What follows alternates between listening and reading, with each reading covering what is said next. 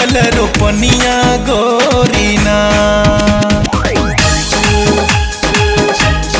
बदरा बरस छमाछम भरल खेत में पनिया गोरी, घर घर लगल रोपनिया गोरीना।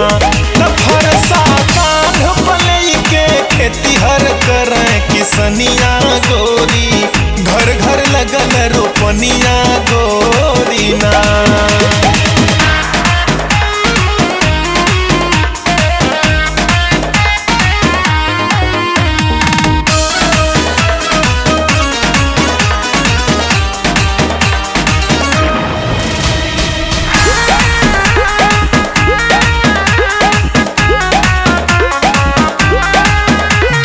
भरल मेढ़ले पानी आवा बेहन छीटा रानी।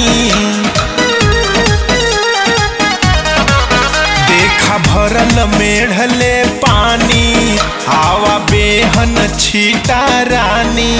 देखा भरल मेढ़ले पानी आवा बेहन छीटा रानी।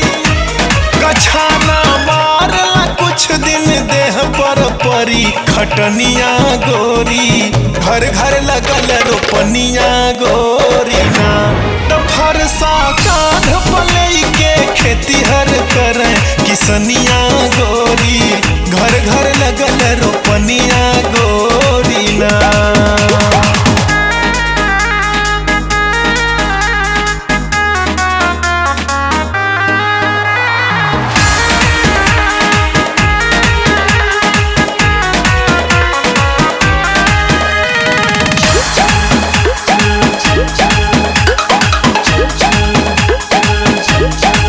खटनी परी त भूखिया लागी, देहिया राशन पानी मांगी।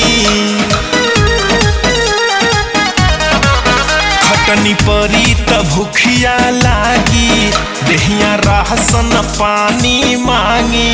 खटनी परी त भूखिया लागी, देहिया राशन पानी मांगी। तलिटिया चोखवा लिया मामा के चटनिया गोरी, घर घर लगल रोपनिया गोरीना। टबर से बदरा छमाछम भरल खेत में पनिया गोरी, घर घर लगल रोपनिया गोरीना।